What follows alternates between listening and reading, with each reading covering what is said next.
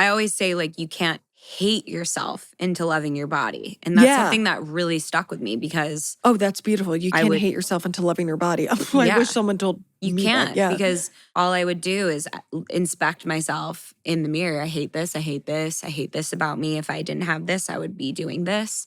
You can't hate yourself into loving your body. You can't. Yeah. It's not possible. You have to start saying, I'm grateful for this part of my body. I'm grateful that I can move, that I can get up and move and just get some perspective in life.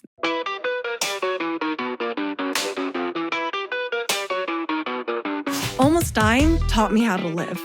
Being struck by a car left me in a 3.5-week coma with 15 broken bones and 16 surgeries to complete, including brain surgery. However, I woke up from that coma in an even greater place than I ever foresaw for myself. How? The universe will guide you out of the darkness and into the light if you allow it. Often, spirituality comes off as too highbrow. I'm not about that. Welcome to the podcast that talks and teaches about it through the lens of humor. Together, we'll harness positive energy and use it to work with the universe, all while giggling the entire time. Welcome to Gabriella Rebranded. Win most, lose some. Oh my God, this is going to be such a manic episode. But today I'm sitting down and talking with Hannah Leboff at Sweat with Hannah, a fitness instructor. I met Hannah because she teaches at HiMat. I started taking her classes in fall 2022. Power Hour, her strength class, literally changed my body. I tell everyone that I owe my body to Hannah. Like, she's the one that told me, like, she taught me that, like, strong is sexy and that, like, you as a woman don't need to be scared about lifting too heavy. And also, like, I was trying to build my body back up from nothing. We'll talk about that. But, like, From literally nothing. From literally nothing. So, like, when I started Power Hour, I couldn't lift heavier than 5s. Like, insane. But yeah, so I met you in 2022. You are certified in a million things. How long were you working as a fitness instructor before I met you? So interesting enough, I was in a completely different career path. My whole life, I wanted to be a musician. I wanted to be a singer-songwriter. I wanted to be a pop star. UMich makes sense for that. They have a great, all the arts programs. Yes, which I didn't even do. I went to University of Michigan and I got a degree in English and literature. So that did wonders for me. Just kidding. No, you know what? It was wonderful. And I'm very grateful that I did that because I truly love writing. But I didn't want to go into a career in music through school. I wanted to do that in my own way. Okay. So I just kind of did that on the side. I would do shows all the time at school. And then I left after college and just flung myself right into music. It was 2020 when I really needed to reevaluate what was making me happy in life because I was deeply depressed and I thought, you know, let's do it for the art. Like, let's live a really fucked up mid-20s girl just figuring it out. Everyone's figuring their shit out. And I just, at one point I hit a wall and was like, I'm not happy. Yeah. So I had to really go through a transformation and a pivot, I would say, as opposed to quitting. Yes, a pivot. A life pivot. I just had a major life pivot from, I was pursuing acting, so I had a major life pivot. You got it. Because with my injury, that wasn't making me happy anymore. Right. Yeah. Ultimately, it's like, do you want to dig your heels in and fight? Or do you want to reevaluate and see what makes you happy? And so fitness makes me happy. It's something that I used for therapy purposes for years in my life. Since I was like 14 is when I really started getting into it. So I'm like, what am I doing? Why am I not teaching this? I love to interact with human beings. Music was so isolating. The only parts that I loved about music was the performing and connecting with people for the most part, as opposed to isolating in sessions by myself. So I'm like, what am I doing? Why am I not teaching people? I want to hear you sing. Oh yeah, excuse me, test.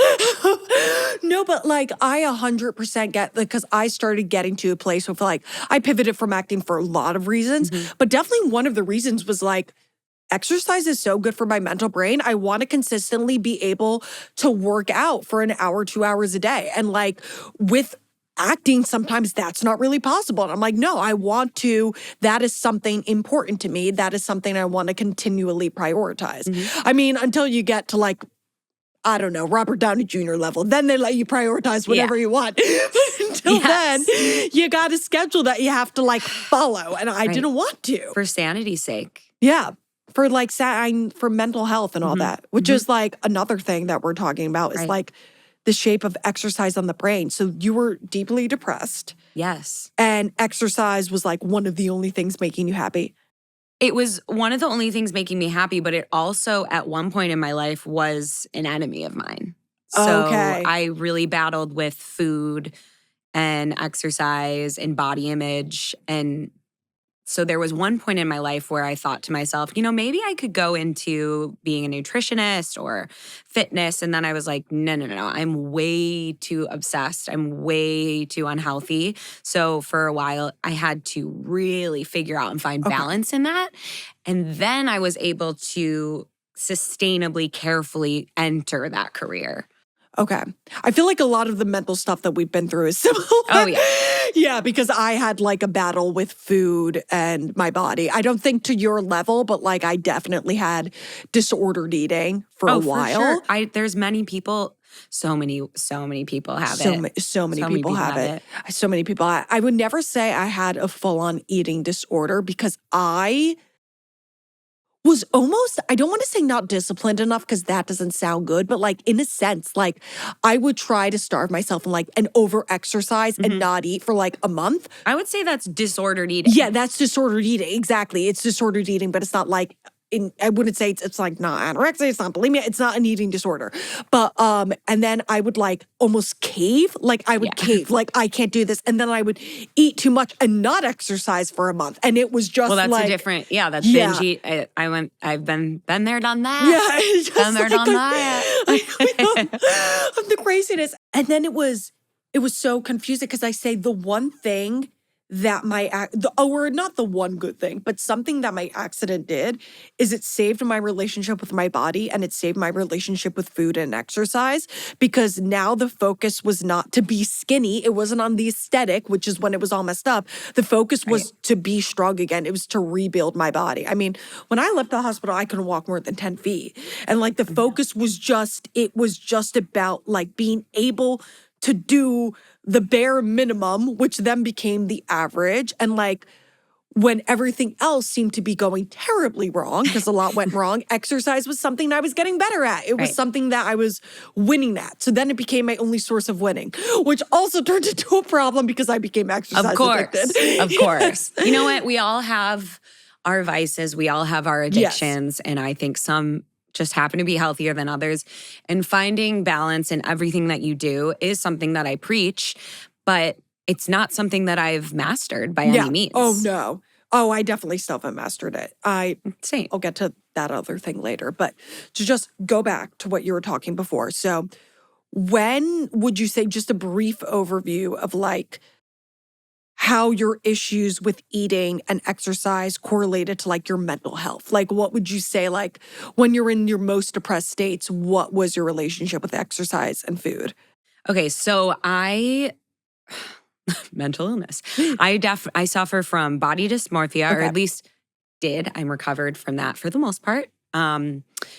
OCD, like obsessive thoughts, and anxiety and depression. So those typically go hand in hand with somebody who has ADHD. And I've been diagnosed with that since I was in first grade. So it all really stemmed from a need for control. And that is very common with a lot of people, that it starts with a need of control. So anytime that my life felt out of control, like I couldn't grasp onto anything, or there was no certainty, especially a career in music. Yes, yeah. I had no certainty. So the only thing that I felt like I could control was what I put in my mouth and how I moved my body. And with that, in addition to that, it really started, high school and college. My body was changing. I would say the very first moment that it really was a noticeable issue for me was when I went through puberty. because Okay. I went through puberty pretty late in my later teens, and everybody else had already developed. And I was just like flat as a board, one of the shortest kids in the grade, always really tiny, super, super skinny because I had my ADD medication. And then I finally got my period, I think sophomore year in high school, and my body only really started to change junior year or so. And it caused such dysmorphia because I Because it could was, not control the way that I was getting curves, and just my body was changing so rapidly that I was just desperate to look like the child that I had looked like before. And I had to separate and look back. Looking back, I had to really realize like, you were a child. You were prepubescent. You cannot Now, attain that body. You're a woman now. Right. You're a woman. I had the opposite problem, but it contributed to like my disordered eating where like I hit puberty hella early. Like I was a D or double D, I forget how many Ds in the 6th grade. All the and Ds. like all the Ds. And like in the 6th grade, that's hard. Especially in the 2000s when girls are supposed to be as small as possible. And that was how I looked in the 6th grade. So that's what contributed to my, like, I thought I was fat since I was in like the 5th grade. Cause it was just like all, like girls were supposed to be so tiny and I was not that. Like, so, and it's so puberty, man. It ruins everything. If we're going to talk about boobs, which I know you've talked about boobs many a times, you can attest. Yeah. I have had 2 breast reductions and they have been literally covered by insurance because of the dimensions of my body. It was causing Mine was covered by physical insurance, pain and extreme body dysmorphia. So I completely understand. Yeah, my breast reduction was covered by insurance. As Wild. was the boob job. Yeah, but of course. Because it was technically a reconstruction. Yeah, reconstructive. Yeah. But so before you entered your career as a fitness instructor, do you feel like you got a grip on food and exercise before you entered your career as a fitness instructor, like in 2020? Or do you think it was when you decided to become a fitness instructor that you finally got a grip on your mental health? I can attribute it to my therapist, truly. Okay. In like 10 years of working with her. I don't know if there's one specific moment where I was like, you know what? I think I got it under control. I'm ready to educate that's and not do how it works. Of course. But I think as far as moving, I wanted to understand why my body and how my body was reacting depending on what I ate and what I allowed myself to eat in the first place. Like it was more even food than fitness. Okay. Because I had always been a fitness fanatic in the sense that I need it. I need to kill off my energy. I need to just like move my body. That's how I am now since my brain injury, because it's like a lot of times the only thing that can get me out of a spiral or make me think rationally, especially when I was so much less recovered and like my moments of like panic attacks were so much more, is fitness. Like I need it because it's the only thing. And it's like, but anyway, that is the reason why I got to is I like literally said, I was like, my workouts are like, it's not the most important to me thing in the world to me, but it's like a very important part of my day is like getting to my workout and like resetting my brain. I was like deciding on something with my logo for my podcast and I kept on going back and forth between 2 things. And I literally said to, my friend, I was like, okay, after Battleground tomorrow, when some more resets my brain, then I will decide. Seriously. Yeah. But so it kind of molded together and it was more about food. You've always been a fitness fanatic. What was the first thing you wanted to teach, the first thing you got certified in? The first thing I got certified in was strength training because that is what really taught me. As much as I preached and read about how you can't bulk unless you like really try to bulk. I didn't believe that. I was like, no, I refuse to lift heavy weights. I don't want to get bulky. Then I walked in blindly to Lift Society, which is still one of my favorite places. It's a barbell lifting gym. I came there not knowing how to use a barbell. I didn't even use the barbell for the first couple weeks because it's 45 pounds. Yeah. And then I finally started after long period of time. That's the other thing. People don't want to wait for results, but I started feeling and seeing myself significantly stronger and building muscle.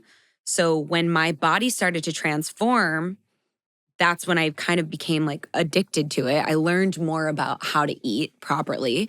I became less afraid of carbohydrates, and I realized that carbohydrates were actually making me lose weight, which was my biggest fear food. You know, I don't know if you know, but like when you're in recovery, you have like fear foods that they call. And nearly all of mine were heavy on the carbs. Okay. Then I started incorporating carbs. I had significantly more energy. I wasn't cranky.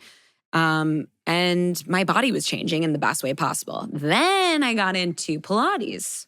A friend was like, you should try Pilates. And I'm like, no. Pilates is for girls who don't want to work out. White woman. Who don't want to work out, who don't have a job. Middle-aged country club moms. Exactly. I'm like, you stretch. Yeah. It's a waste of my time. She said, let me just take you to this one place. She took me to Carrie's Pilates, which is Megaformer. It is not, now that I'm certified in multiple variations, it is not Pilates. It is its own kind of strength training. My roommate loves Carrie's. I've only done solid core. She says it's like the same thing, but she loves Carrie's. It's the same kind of machine. It's the same kind of philosophy. Yeah. So I was like, holy shit. I became so obsessed. And it's so fucking hard. It's so hard. And that changed my body as well. Yeah. So I built the muscle with Lift Society, and then I was able to really start cutting and toning with the Pilates. It was working muscles that I wasn't necessarily getting like specifically in the strength training. Strength training is a lot of compound muscles, so it's amazing for you.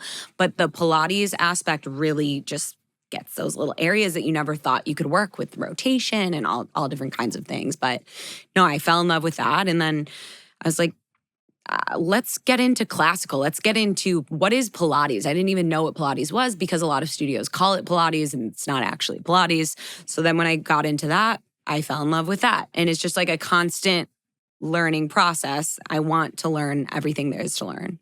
Okay, that's beautiful. I also so many things you said, I'm like, oh, I have something to comment on. Well, I think the biggest thing I wanted to say is that I feel like mentally as it pertains to strength training, that was a big change after my accident and specifically in your class. Because I remember, because I didn't try Power Hour for a while because I was like, no, wait, that's not my thing. I didn't try it. And one of my friends kept telling me that I needed to try it and I needed to try your class specifically. And I went and I tried it. And one, I loved it. And I was like, I want to get good at this. And then two, I saw you and you were lifting like 25 dumbbells. And I was like, okay, so I can lift heavy and still be really hot. And like, you're not big. Like you're the opposite of big. You just have a great fucking body. So I was like, oh, I can have that too. And I don't need to be scared of weights. Right. And now I thought I had elevated to 25s and I did in other people's classes, but not in Hannah's. You know, you never know. It depends on the day. It depends where you are in your cycle. But you're a beast. It depends. We're trying. You know, I have to tell you, the first time I met you, you took class. Yes. And I noticed your book tattoo. Yes. And I tapped you and I was like, I love to read. I love that tattoo. Oh. And then you came up to me after class and you're like, I just want you to know that, you know, this is like one of my first strength training classes that I've really fallen in love with. And this is my story. And I just was like, jaw on the floor. Like I would walk into the studio and just be like, why aren't I lifting heavier? Why don't I look like this? Why don't I look like that? And then I see somebody who literally had to learn how to walk again. Yeah. And is picking up weights. And it was not noticeable to me that you ever had an accident like that. It was unbelievable. So you are very inspiring to me as well. Thank you. I'm very, very lucky. It's kind of a double-edged sword. Overall, it's great that like you can't notice anything. That's how we want it to be. Like I don't want that to be the way I'm known. But it is kind of hard that it's like especially as it pertains to the brain, it's like Mm-hmm. I am battling so much stuff that like people don't see. And it's like there is so much going on in here that like you don't, because I present so normally that like you don't see. So like it's amazing. Like I'm so honored that I'm able to lift weights, and I literally had to come back from like absolutely nothing.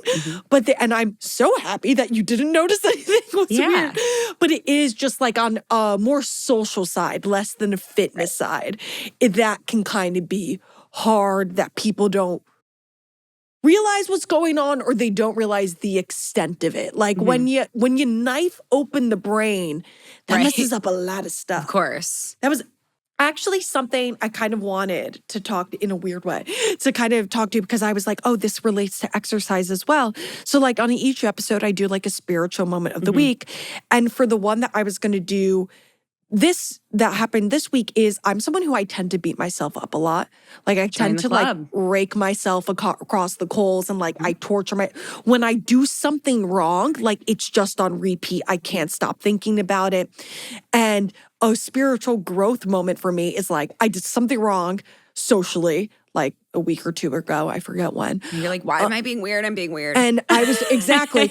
And I was just like, and again, it was the kind of thing where it's like, I had a panic attack, which doesn't look good. And like, I can be really mean to people when I'm freaking out, and it's not my fault. But like on the outside to other people just looks like this bitch crazy. And it's like, to an extent, yes, absolutely. But it's like, I'm fighting this thing or whatever. But when I was like torturing myself, like playing it on repeat, like I thought like, what is the best way to like think? And I was like, I need to focus on gratitude. And like, I got myself out of the spiral by like focusing on gratitude of like all the friends that have so been understanding me and so been there for me. And like, I wrote 3 of my friends love letters essentially. And like got them gifts just to say thank you for being my friend. It's great. But the reason why I say that relates to exercise is because I think the problem with exercise and food, it relates to both, is when you are battling a form of disordered eating or over-exercising, you can really beat yourself up when you like don't make your workout class or you eat the wrong thing. Yeah, I mean, I can tell you. Yeah. I can tell you all about it. Yeah, like, we can dive into the depths of my experience. So I think that's an important depth to dive into, because letting yourself off the hook is something that's like really important, and that pertains so much to exercise and fitness. Yeah. So basically a little bit about my story as far as my eating disorder and the fitness, the orthorexia, which is basically like you're going to have to fact check me, or I'm going to have to double check. But it's basically like an obsession with eating clean and being fit, and just very restrictive eating. It got the worst when I was going abroad to Australia. I was going abroad to Australia. So I had this trainer who I had started with when I was 14 because I wanted to learn how to work out. My parents both love exercise. So it was modeled before my eyes my entire life. And I always felt better after I moved. So I started with a trainer. Then I put in a goal in my head, like anyone else who has a vacation coming up, or you're going to do something. I was in college, a lot of binge drinking, eating, and all the chaos, as we know. I went to a Big Ten school. Yes. A lot of partying. And so I wanted to get fit. Yeah.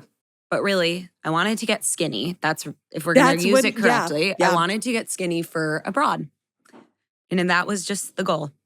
So I would work out at least 3 hours. When I think about it now, it was as though I prepared like the contestants on The Biggest Loser, or like training like an actual full-on athlete with no recovery.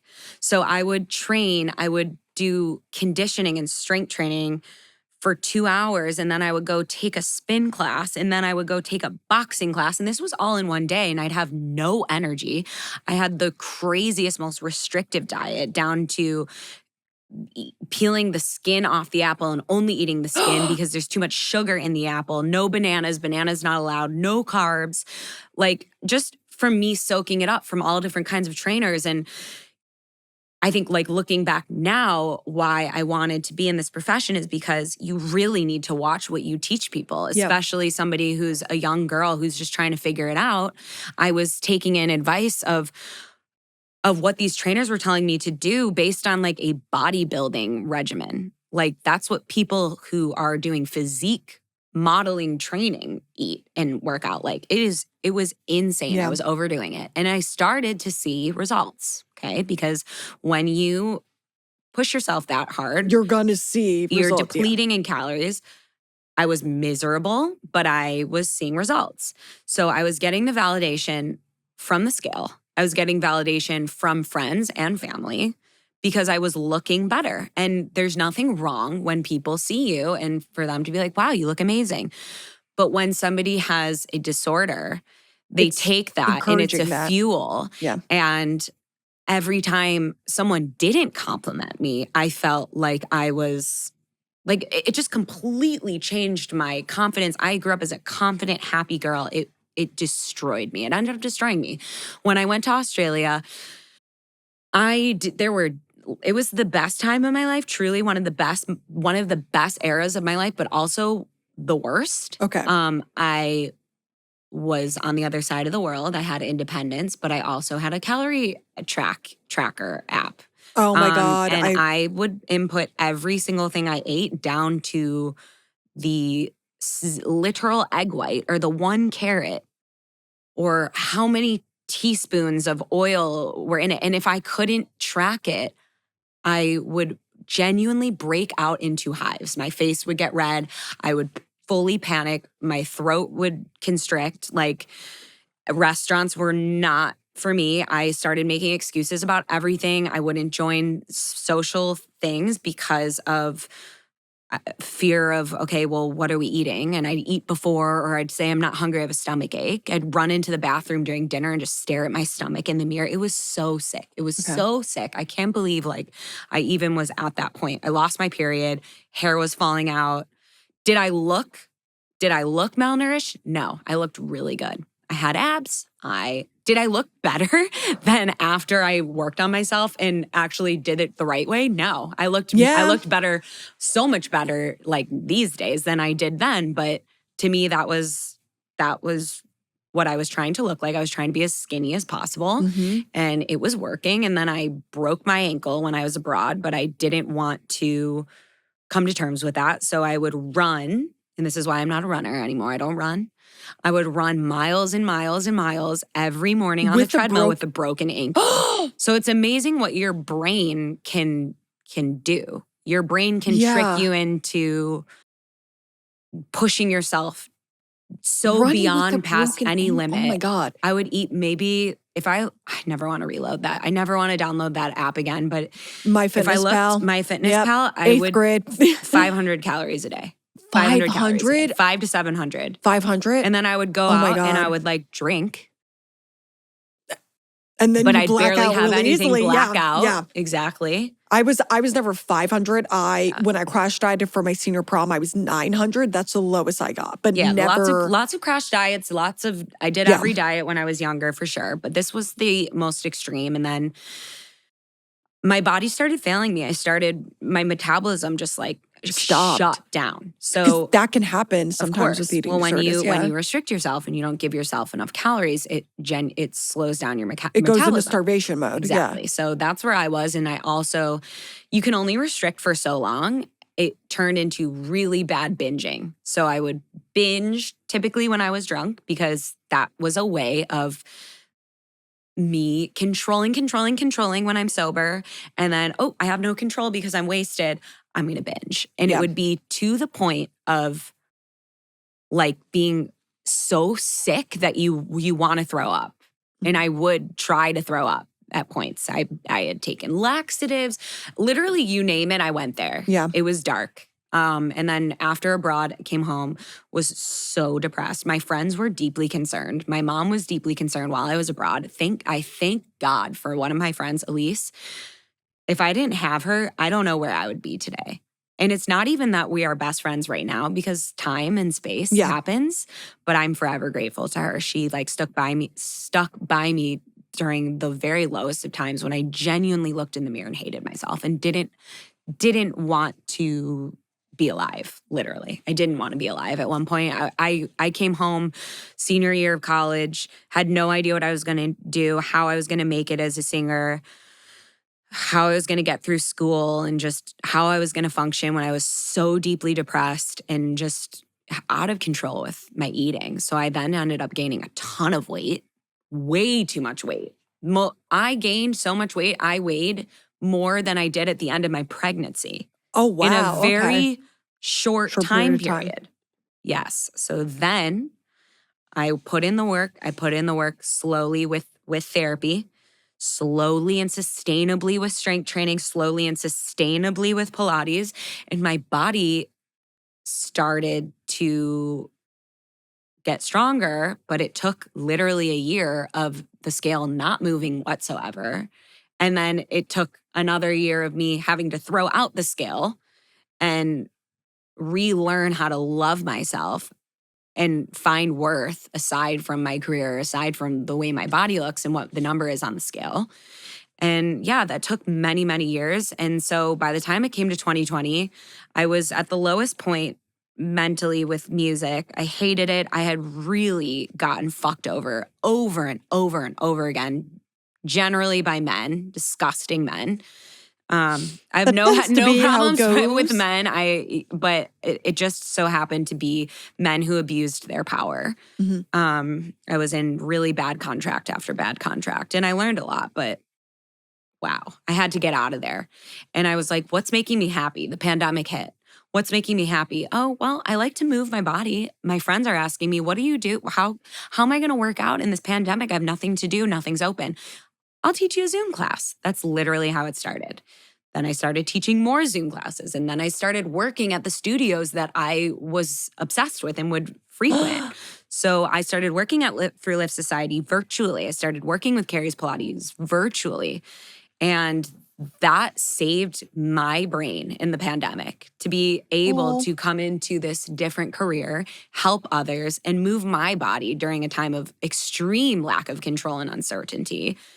And yeah, it changed my life. So that's my story. And for me to say I am recovered is something that I never thought. When you're at the lowest point, and you understand, when you're at the lowest point of your life, you think to yourself, there is no way in hell I will see the light. There's no way. I don't understand how people say there's a light, because it's not possible. Yeah. I will forever be riddled with such horrible, obsessive, intrusive thoughts about myself.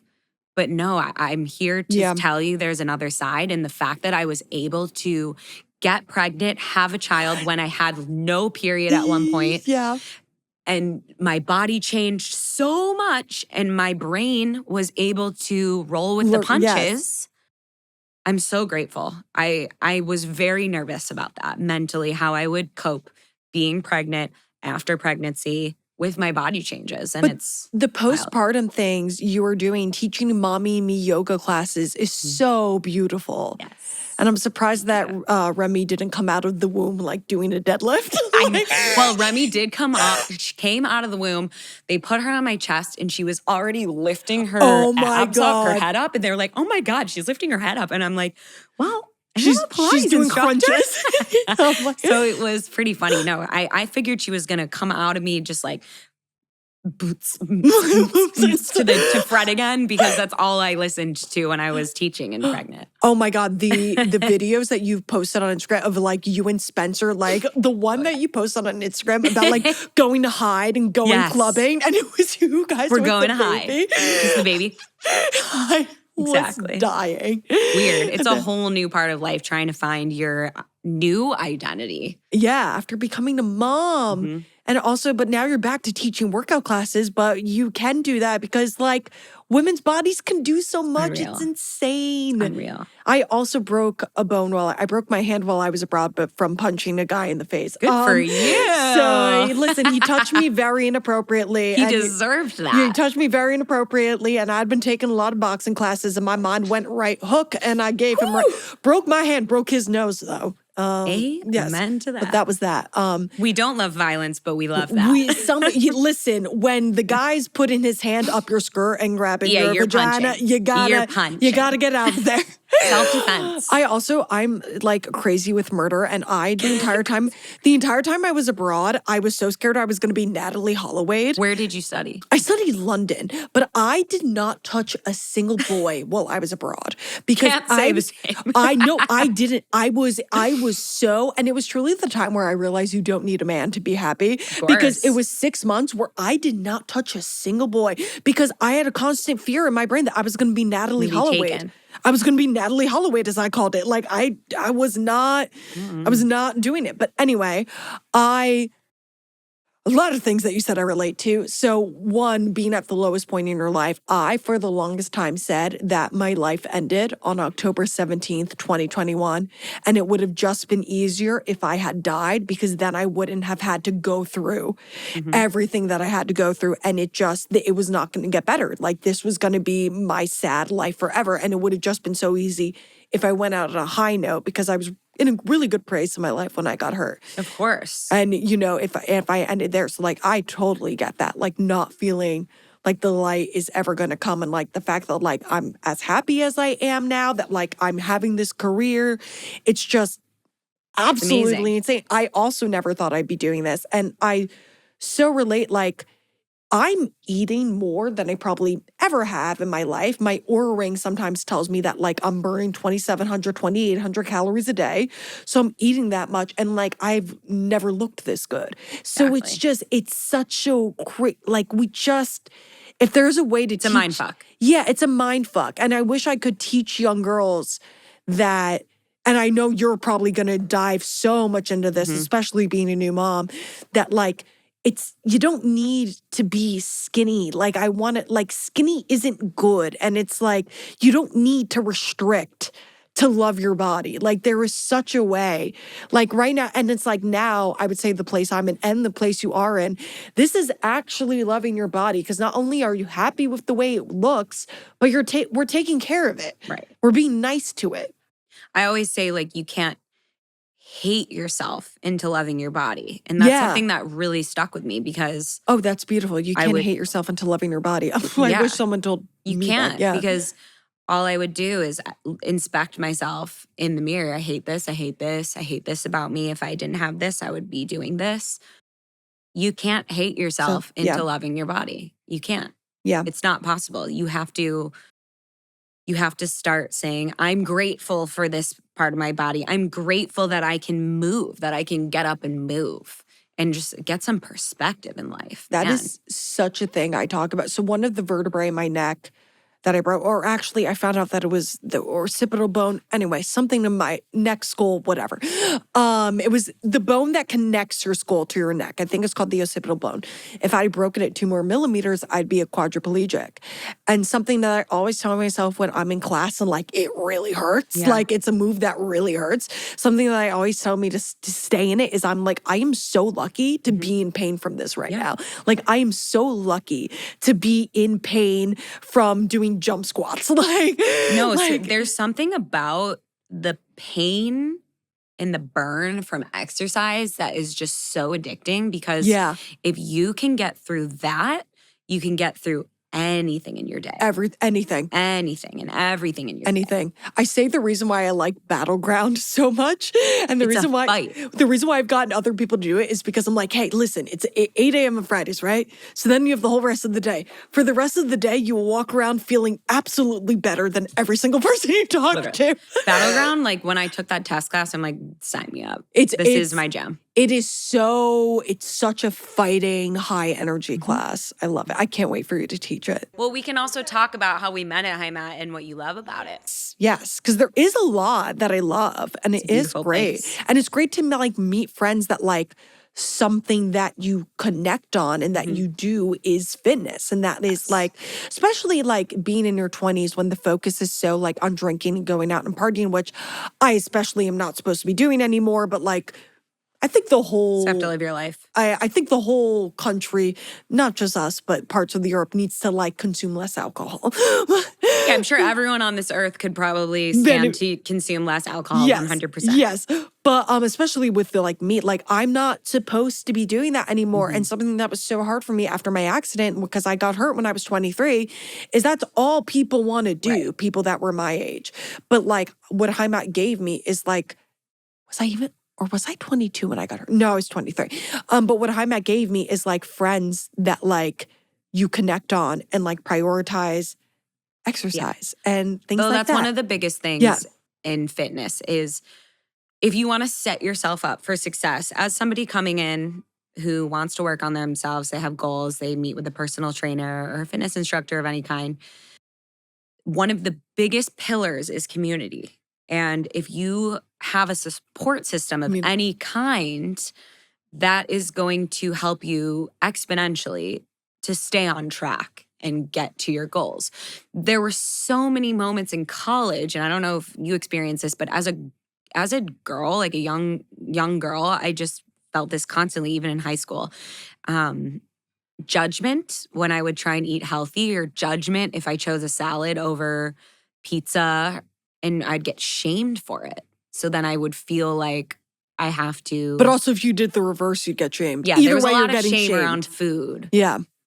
So living in LA, it's a wellness epicenter. So I love hanging out. I love being in this field. I love to surround myself with people who care about their health and wellness. And I don't surround myself with people who care about it in a scary way, because boundaries. Yes. But it's really important to have a healthy community around you in order to succeed. I had an experience a few weeks ago where I started taking Teo's power yoga. Amazing. He's amazing. He's the best. And there was a core power on USC's campus. So I'd always take classes there. There was something where you could like work there like 2 hours a week, and your membership was only $100 a month, and that you could take a class every single day. So that was like so worth it. So like all the girls did that. Like all the girls did that. And I didn't really take yoga once I graduated college and left. I haven't done it a lot. And I didn't do it at Heimat for a while. And then I was like, because, we're trying to be nicer to our body. We're trying to love it more. And I'm also weaning off my Lexapro now. So like a sub I've done to weigh off that is I've been doing a lot of days, 2 classes a day. So like, for example, Fridays when I take your reformer, I also take Battleground in the morning. Today I took bar and try. Tomorrow I'm going to take boxing and Amber's reformer. Like that's like something I've been doing. And so I started doing yoga because I was like, as I level up, we need to be nicer to the body. Of course. And I wore a workout set that I owned in college. So I had gone to Core Power in it before. And I was in Power Yoga, which is heated. And like Core Power was heated, the yoga sculpt. And I looked in the mirror and suddenly I was 30 pounds heavier, like the body dysmorphia came. Wild. Like my heart was pounding. And I've learned, like I had so much anxiety the entire class, and I was like, I don't know what changed. Like I was like, I thought I've been eating the same. Like I've been working out more. Like, and I, sure enough, still take it power yoga. That's amazing. But what I've realized is I cannot take, because I can wear that workout set for other classes. I wear it to Power Hour at the time. I cannot wear that set to yoga, specifically heated power yoga, because it just reminds you. It literally takes me back to that place I used to be. And like in the mirror, 30 pounds heavier, like it was the most craziest thing in the world. It's wild. Yeah. Your brain, people don't understand how much your brain can just like completely change your perception. I can see a reflection of myself in the mirror, or at least like years ago, I would look at myself in the mirror and I would see someone who was like 250 pounds. And no matter what anyone would tell me, they could pump me with compliments, they could hype me up for hours and hours and hours, I still wouldn't accept any of it because that's what I saw. When you look in the mirror, it's like, you have to take care of your mental health. You have to take care of your mental health. And exercise is not restricting eating, but exercise is a component of that. I always remember the quote. It's from Legally Blonde. I'm assuming you've seen everyone's seen Legally Blonde, but I remember Elle has a line. I don't know if it's in the movie or the musical, but she has a line where she's talking about how Brooke, or both, where she's talking about how Brooke did not kill the guy. And now I don't think this is necessarily true on all accounts. I'm sure workout instructors have murdered people, but one of the things she says and why she doesn't believe that Brooke killed the guy instantly is like, she's a workout instructor. Exercise releases endorphins. Happy people don't kill people. Correct. And like, it is so, and like, now, while that was the movie. Yes. And like, so that is so true. Like exercise does so much for your brain in terms of like eliminating the stress and helping me get back to my rational thinking, like stopping nervous energy, but just like making you happier and just also like, again, giving you something that you're winning at. And like everything else in your life can be going to shit, but you're lifting heavier, you're running farther, and you're seeing results. And the biggest thing with that, agree with all of that, but also you have to learn how to slow down. And that is one of the hardest things for me. To learn. So your body talks to you. It will tell you every ache and pain. It will tell you if something feels misaligned for the most part. And if you feel like you are just run down, you have to assess, do I go take a heavy lifting class or do an hour of HIIT training if I feel broken down or I'm near my period? No. I'm going to go stretch and I'm going to do something where I can just kind of be mindful in the moment. And that is just as important of a workout as it is going to strength training. So that's another thing, because a lot of people, and when people hear you say I take doubles, another thing is I would get shamed for that because from honestly a therapist in the beginning, because they'd be like, you're over exercising. And I'm like, no, my energy, like I need that. And so I had to come to terms with being like, you know what? If I want to take more than one workout class, it is my job. So I'm moving around all day. Yeah. I need to expel that much energy, then sure. But if I'm taking it because I feel like I have to, but my body does not want to, then I have to say, you can't take that class. We're like, for example, like with the taking doubles, like for me, it's like, it's good for my energy. I'm weaning off my Lexapro. That is why I'm doing it. It's to make me feel better. And also like, I'm good about, I only do one high impact class. The other one has to be a low impact class. So like today, for example, I did try and then I did bar. Tomorrow I'm going to do boxing, but then I'm doing reformer. When I do your reformer on Fridays, I do battleground. Like I will not do too high impact in a day. But it's just, it's so hard. It's such a double-edged sword that's so hard to find, where it's like exercise is making you feel better, but you also can't cling to it too much. Because like how I was saying, like exercise was the only thing I was winning at. Like I took that a little too far. And like, so now we're better because like things have settled and like, but like for a while, that was like the only thing that I was winning. So like if something came in between me and a workout, I would get fucking pissed. Same.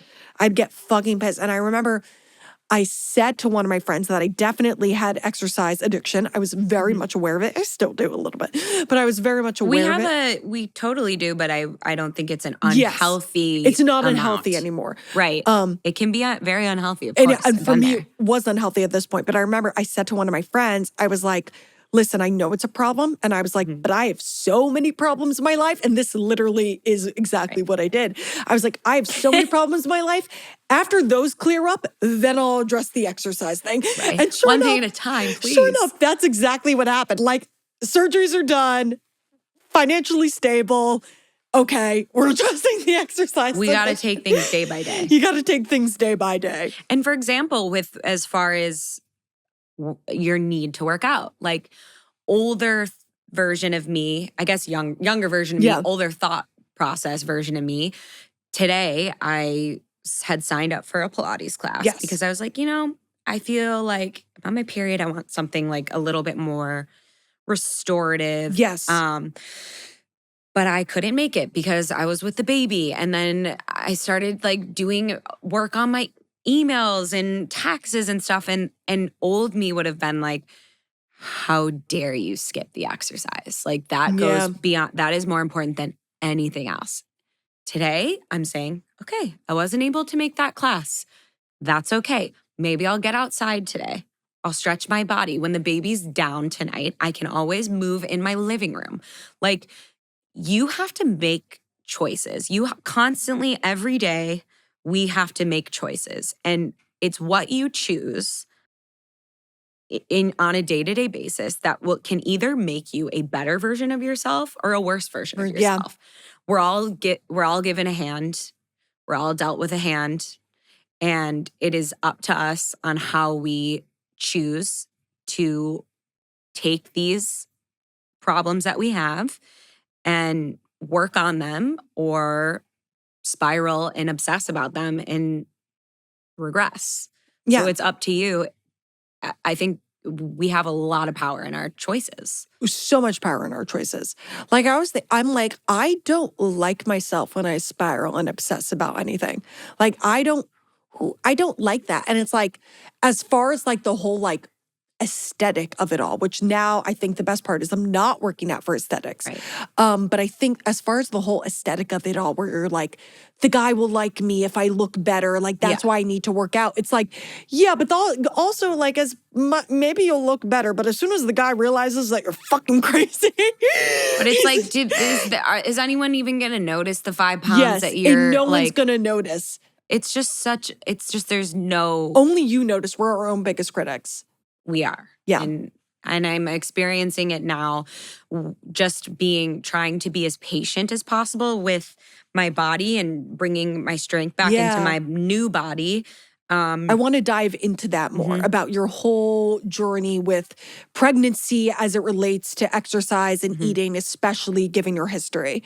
So that was a whirlwind. Yeah. It was the ultimate test, I would say, to somebody who is in recovery for an eating disorder, is if you have the ability to get pregnant, what happens when food becomes like very much, it's always been a necessity, but so much so because you have something else. You're taking care of something. Yeah, exactly.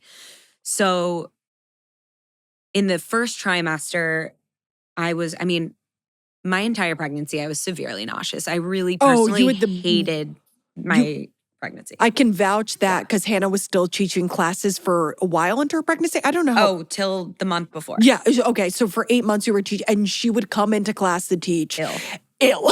Like my coloring in my skin was gone. Yeah. I was like green, honestly, for 9 months. So pale. Yeah. So sick. The first trimester, the only thing I could eat was like ramen noodles. Like you went through your ramen, Doritos face on your Instagram like story. Things filled with chemicals and just such trash. And I was like, oh my God, what am I doing to my baby? But it was like the only thing I could eat to survive. I was throwing up constantly every single day.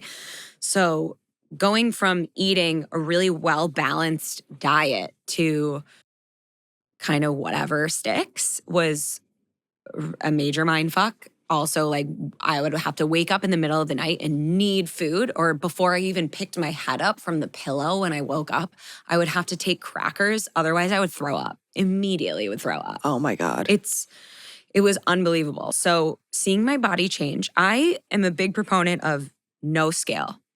The scale did scary things for me. My mom is amazing. She's like one of my favorite people on this planet Earth. But growing up, and to this day, she weighs herself every single day. Oh, really? Every single day. I grew up watching her weighing herself. And that does things to your brain. I mean, it ties your worth with a number. Yeah. So I had to ditch the scale for a long time. Then when pregnancy happened, I wanted to see my number on the scale so I could see, okay, I'm healthy for the baby. It was like a different way to look at it. But I still was not abusing it. I was not going on it every day. It helped you detach your sort of self-worth from the number you were seeing. Well, because for years I did not have a scale in my home. And that's coming from someone who had to have a scale wherever I went and had to weigh myself multiple times a day, which is insane. Like your body, your water weight and whatever you eat It that all day, changes throughout the day. It can vary 5 pounds. Yeah, especially Pre-period, where women 5 are in their pounds. cycle can like, it's Oh, a yeah. 5-pound difference. For me, yeah. it's literally 5, or it Yeah. was literally 5 pounds. I don't know because I don't step on the Yeah. scale. But I did step on the scale periodically in the doctor's office to just see how I was growing, if I was growing properly for the baby. But yeah, I had to learn to increase my calories exponentially and be okay with that. And just know that this was like a survival thing for me and For someone else. for somebody else. That you love so that much. I love. And my body changed. It changed rapidly. My stomach was the very first thing to show, and it showed really fast. I have friends who are you well showed in so early. so early. And, you know, my career, I'm wearing a bra and tight spandex. So people look at my body constantly, and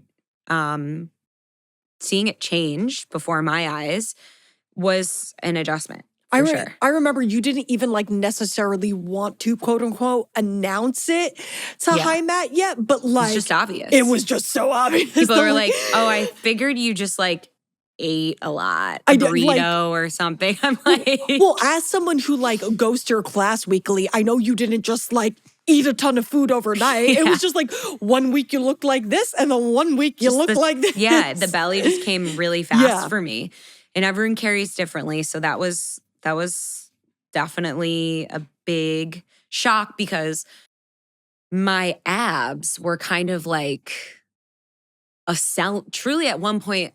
I mean, your body and fitness is very important. So there is pressure that's put on from myself and from others because they see a fitness instructor and they want to see somebody who's healthy and in good shape. And unfortunately, people will judge. And so that's definitely something that was on my mind. So when my body started changing in the pregnancy, and it, you know, for a long time in your pregnancy, you get bigger, but you don't necessarily look pregnant. I really had to struggle with my body changing and being okay with that.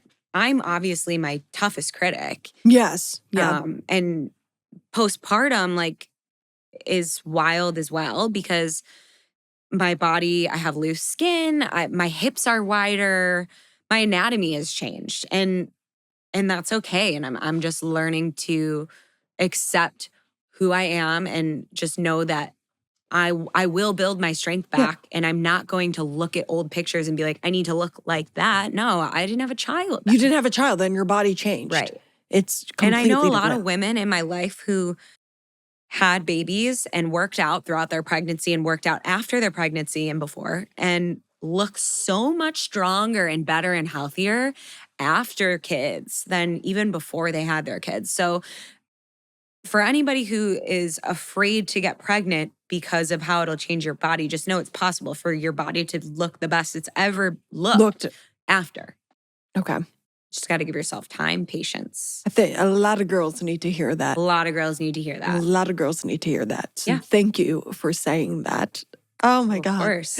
Well, I need to hear it. I just real quick, because I've never met him, but I feel like I know him from your social media. My husband. Spencer. Spencer. What's just been his role throughout just being your support system throughout any piece of this?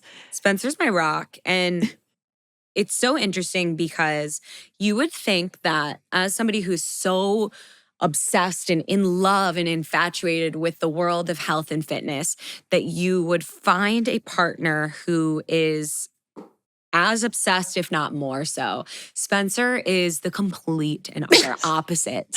He has zero body image issues. He has extreme confidence. And I love that. I mean, may my daughter get it all. You know, I hope she sees my confidence now. Mine was a practiced confidence, but it actually was so amazing for me because he just took the pressure off of like putting worth into like what food is. Like, just live your life and eat a fucking cheeseburger if you want to eat a fucking cheeseburger, for the love of God. Like, stop being so afraid to eat something. Live your life. Like, he loves food. He loves food. He's passionate about it. And I love food too. And there were so many years where I just wouldn't allow myself to eat things. And that would just cause a binge and restrictive cycle. So I think being with him has really helped me with balance. And I'm definitely teaching him how to be a little bit more balanced as well. But no, he's quintessential in my recovery and in this career. He's my biggest supporter. Oh. He's always pushing me and always proud of me. And when I don't see it myself, because it's so easy to be so tough on yourself. Oh, I'm so easy. constantly going through imposter syndrome and constantly measuring myself against others, even though I don't want to. And even though I say not to, it's impossible to not. And he's constantly just like slapping me with reality. Yeah. No, the imposter syndrome girl, I get real. it. With this whole thing, I'm like, why the fuck am I doing? I don't know anything about, I'm like, sometimes I'm like writing my book or I'm thinking about stuff going on with this. And I'm like, I don't know anything about anything. Why am I doing this? Yeah, but nobody knows anything about anything. But so they have to learn and they have to get the experience. It's like when I even measure myself, there are 1 million certifications that you can take. And there are so many levels to the learning. And a lot of people just take the basic levels and they're like, okay, I'm certified, I'm good to go. And they don't continue education. No, you're getting all the levels. I'm continuously trying to work on that, but I know it takes a really long time. And I'm always mad at myself because I'm like, well, why aren't you certified in apparatus? How come you haven't learned barrel, Cadillac, all this? And you're probably I don't like, even know does what that those even things mean? are. And I'm just like comparing myself to other teachers. And I'm like, wait, they have had apprenticeships with top master trainers. I'm on a different path. I came from a strength training background. My time will come. I will learn all of that. It doesn't need to be done right now. I need to also live my life. And right now your life is being a mama. Yeah, it's a lot. It's figuring out how to balance that. Yeah. Oh my gosh. Lots to balance. And you just get more and more and more on your plate and you figure out, okay, where can I find moments to slow down? Because otherwise I will just keep going until my husband is like, I'm going to check you for a second because you're getting super anxious. You're getting super irritated and OCD. I can tell you right now, you're doing too much. You're making too many plans. You're scheduling too much. Oh, and then I'll at such first a Sagittarius. I'll be so mad. Let me continue. Let me work on my career. I need to see my friends. And then I'm like, no, you know what? I need to slow down. I need to take care of me. Yeah. It's wild. I'm the same way. There are so many similarities. Yeah. Which would, back to the astrology thing, wouldn't make sense. Yeah, we got to check that out. Libra and Aries are perfect opposites. But no, I'm the same way. And it's so nice that he balances you out in that way. Yes, I'm so grateful for him. He seems like super dad. He's awesome.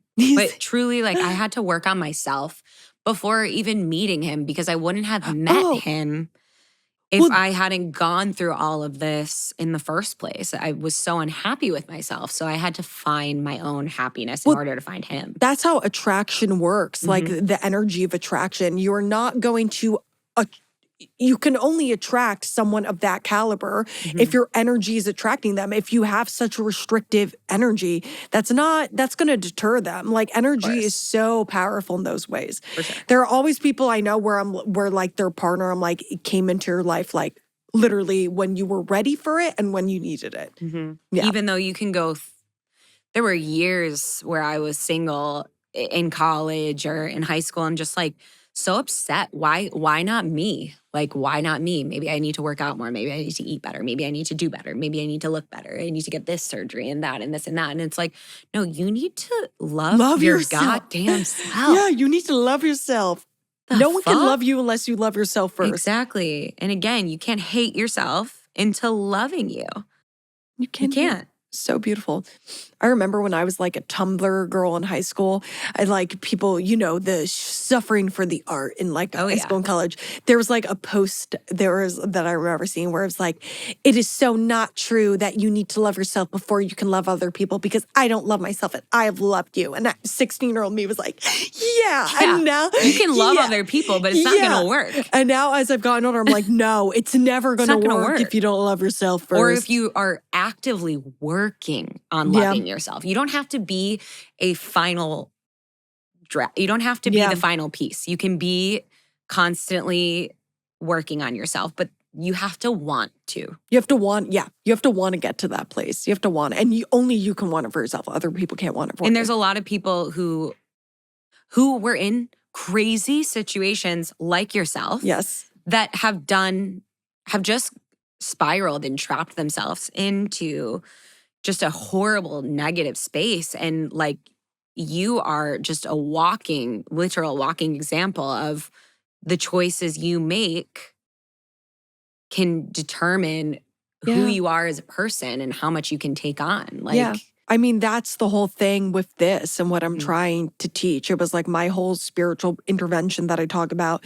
And like what started this entire thing is I was just like, I don't want to be a sad story. I don't want to be that girl from around town who people are like, oh yeah, I went to high school with her and then this thing happened and she like never really got back from that. Like, I don't want to be that. Like, I don't want to just be a sad story. So I said, all right, how do I stop doing that? And how do I tell everyone else that's in any kind of similar situation how they can stop doing that? Well, you are just a wonderful example. It's like, thank you. If it's just perspective. I feel like when I met you, I think I was having a bad body image day or something. Then I talked to you after class. You told me your story, and I just was like, if this bitch can come in here with smiles on her face, lift weights, what's my excuse? What's everyone else's excuse, you know? Yeah.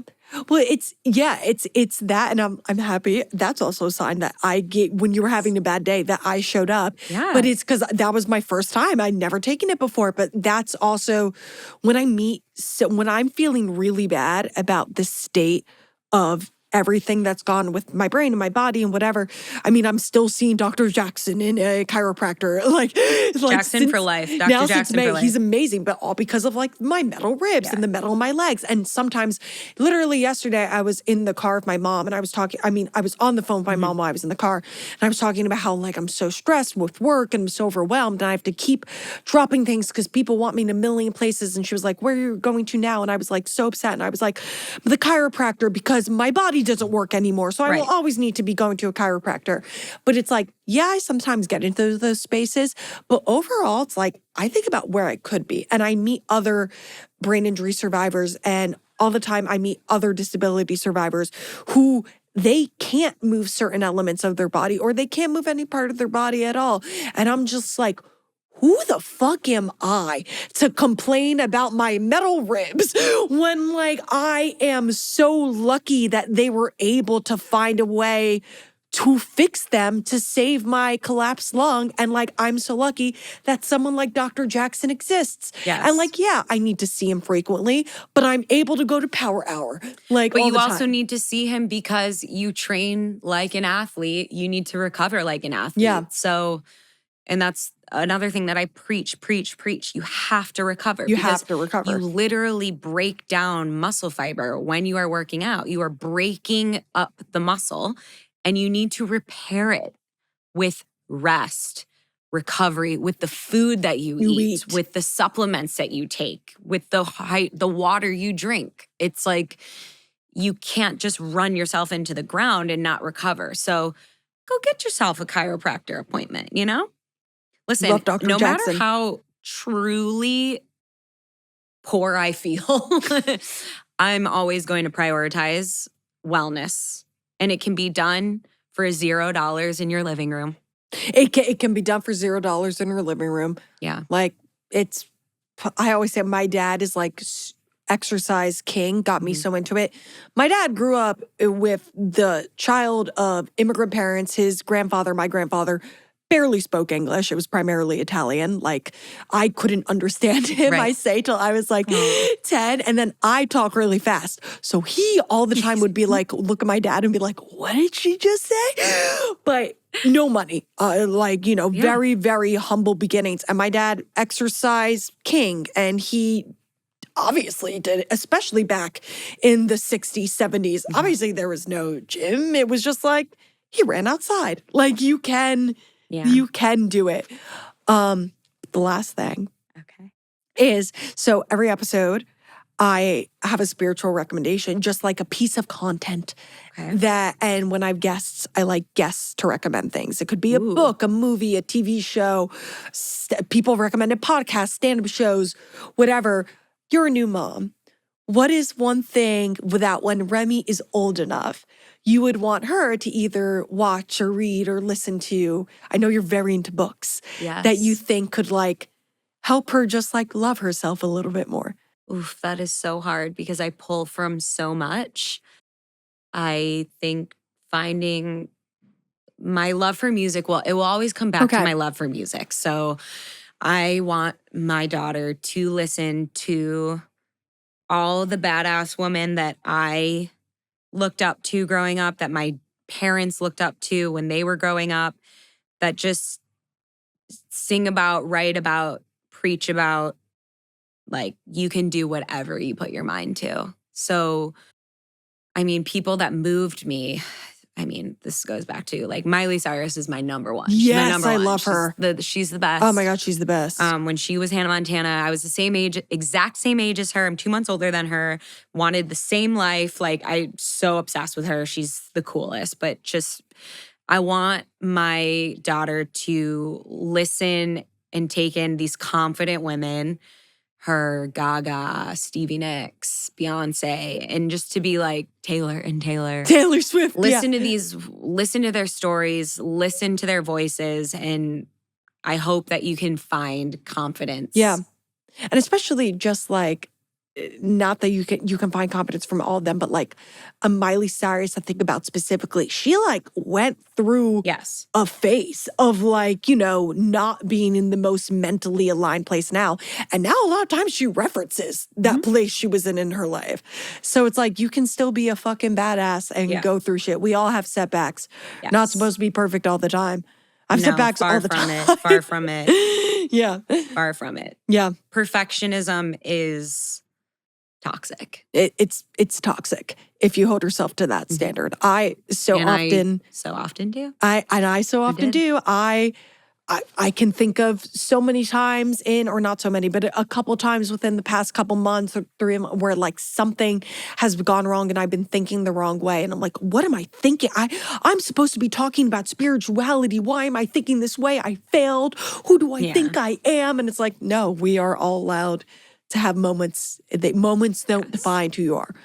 Yes, we are allowed to have moments because then you would just look at your life as black and white. And if you had a slip up, it would be considered a slip up and a failure. But no, it's normal. That's life. It's just the point of a slip up. It's a slip. It's exactly that. You're not going to have the best body image day every single day of your life. It's not possible. Not possible. No. Well, thank you so much. Thank you. This was the best. I've been looking forward to this for so long. So long. It finally happened. And it went by so fast. I know. I don't even know what time it is now. Me neither. What time is it? Oh, wow. Party. Oh, my God. We did amazing. We killed it. All right. Well, wait, real quick. I forgot this. Tell everybody where they can find you. Oh, my goodness. Sweat with Hannah. You can find me on the web. Sweat with Hannah is my Instagram. It's also my email. It's literally everything. Sweat with Hannah. You can find me primarily. I'm on Instagram. Hannah with an H at the end. Hannah with an H. HANNAH. Sweat with Hannah. And follow her. She's the best. Yeah. I'm going to be the president of the Hannah Leboff fan club. We're starting now. I'm ready for it. I'm diving into it. But yes, as usual, review it, like it, subscribe it, do all the things. Live, laugh, share this love podcast. it. Live, laugh, love it. Thank you guys so much. This has been Gabriella Rebranded. Win most, lose some. Meeting Hannah was a huge win. Yay! But I had to lose a lot of muscle first. Yep. You had to do all that. But I got it all. But I got it all back, and then some, which is a and then win. a lot of some. And a then lot a of a lot lot. of some. That's a major win. It's a major win. Back and better than ever, baby. Better than ever. Though I still was brutally humbled by Tower Hour. You know, it's good to get humbled. I'm very humbled right now with my strength being not what it used to be. Good to get humbled. Thank you. Thank you.